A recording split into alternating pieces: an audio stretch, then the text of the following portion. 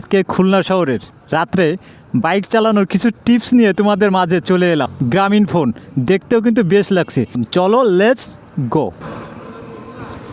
আমরা যখন রাত্রেবেলা কারোর লিফট দেব তখন অবশ্যই আমরা জেনে শুনে তারপর লিফট দেবো নাকি। এত সুন্দর একটা লোকেশন তোমাদের না দেখালে কিন্তু একটা বেইমানি খাতায় নাম পড়ে যাবে। হঠাৎ কেউ হাত দিয়ে বলো দাঁড়ান আমার একটু লিফট দেন, তো লিফট দেওয়ার আগে ভেবে চিনতে তারপর ওনাকে লিফট দেবেন। যদি দুইজন হয় তাহলে লিফট তো দিবেন না, মনে করবেন অনেকটাই ভেজাল আছে বা ঝুঁকি আছে এই লিফট দেওয়ার ভিতরে। আর যদি কোনো মহিলা বা কোনো মেয়ে মানুষ যদি হাত দিয়ে তোমার দাঁড়াইতে কয় তাহলে কি দাঁড়াবেন? না, কখনো দাঁড়াবেন না। বিশেষ করে রাত্রের বেলায় কোনো মহিলা যদি হাত দিয়ে আপনারা সিগন্যাল দেয় যে দাঁড়ান আমার একটু লিফট দেন, কখনো আপনি দিবেন না। যদি আপনি লিফট দিতে চান তাহলে বা ঝামেলার ভিতরে আপনি পড়তে পারেন, অথবা আপনার শখের বাইকটা আপনার কাছ থেকে হারাই যেতে পারে এবং দেখা যায় আপনি বড় পদের সম্মুখীন হতে পারেন ওই মহিলার দিয়ে।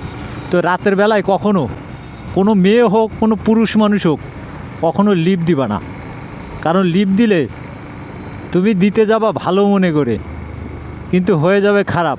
ওইখানে রাত্রে কখনো লিফট দেওয়া থেকে সকল ড্রাইভাররা দূরে থাকবা। আমরা অনেক ড্রাইভার আছি, অনেক বাইকার ভাই আছি, অনেক বন্ধুবান্ধব আছি। রাত্রেবেলা আমরা অনেক লোকজনের লিফট দিই, অনেক মেয়ে ছেলেপেলেরও লিফট দিই।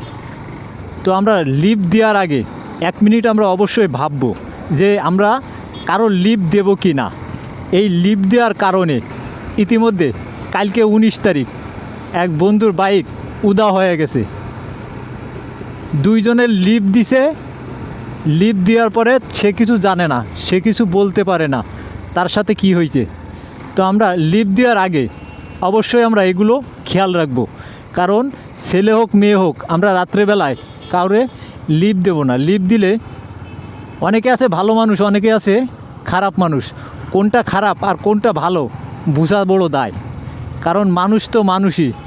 মানুষ এমন মানুষ যে চেহারা শুধু মানুষ আছে বা তার রঙটা মানুষ বা সে মানুষের মতো চলাফেরা করে কিন্তু তার কাজটা ফুল দানবের মতো।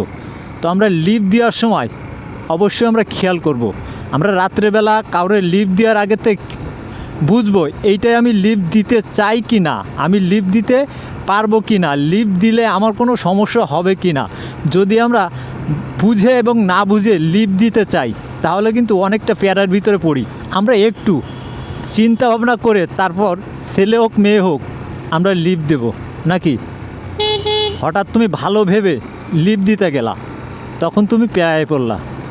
এই 2-1 দিনের আগের ঘটনা, বিগত 2 দিন হলো এক বন্ধু 0 পয়েন্ট থেকে আসতে যায় এক ছেলে আর এক মেয়ে বিপদে পড়ছে, বাগেরহাট বাড়ি, তারা বিপদে পড়ছে, তাকে একটু লিফট দিতে হবে।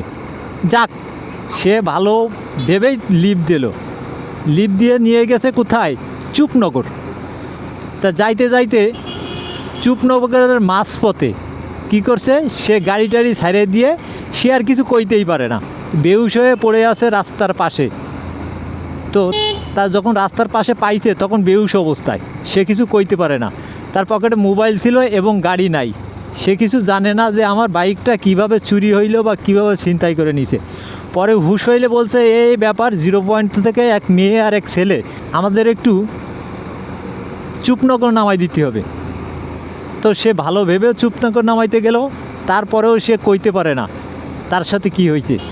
ওই কারণে আমরা রাত্রে যখন লিফট দেব তখন 100% আমরা একটু মাথাটা চিন্তা করে বা লিফট দিলে আমার ভালো হবে কি না আমরা লিফট দেব। আমরা লোক পাইলাম আর লিফট দিতে ব্যস্ত হলাম। অনেক বাইকার ভাই আছি আমরা, যে মানুষ লিফট চাইলে আমরা লিফট দিতে চাই। আমরা একটু বাইকার ভাইয়েরা দয়াশীল, তো আমরা কখনো এই দয়াশীল কাজটা করব না। আমরা যখন লিফট দেব 100% আমরা বুঝে শুনে তারপরে লিফট দেব। নাই দেখা যায় লিফট দিতে গিয়ে আমার গাড়িটাও যাবে, আমার জীবনটাও যাইতে পারে, আর আমি বড় একটা সমস্যার মুখে পড়তেও পারি। মেয়ে ছেলেপের লিফট দিতে গেলে দেখা যায় কোনো জায়গায় নিয়ে গেল, কি করছে এই করছে আমার লগে, এই ঝামেলা পাকাইছে, কোনো পুলিশের দ্বারে বিচার দিল। তা কখন আমরা এই কাজগুলো করব না। আমরা যখন লিফট দেব তখন অবশ্যই আমরা জেনে শুনে তারপরে লিভ দেব। তো ভিডিওটা আর লম্বা করতে চাই না, ভিডিওটায় কোনো কিছু ভালো লাগলে লাইক করতে ভুলবো না। আর যতক্ষণ পর্যন্ত আপডেট ভিডিও না নিয়ে আসি ততক্ষণ পর্যন্ত তোমরা থাকবা সুস্থ, তোমরা থাকবা ভালো, আর দেখবা এমডি টুটুল ফেসবুক পেজ। আল্লাহ হাফেজ।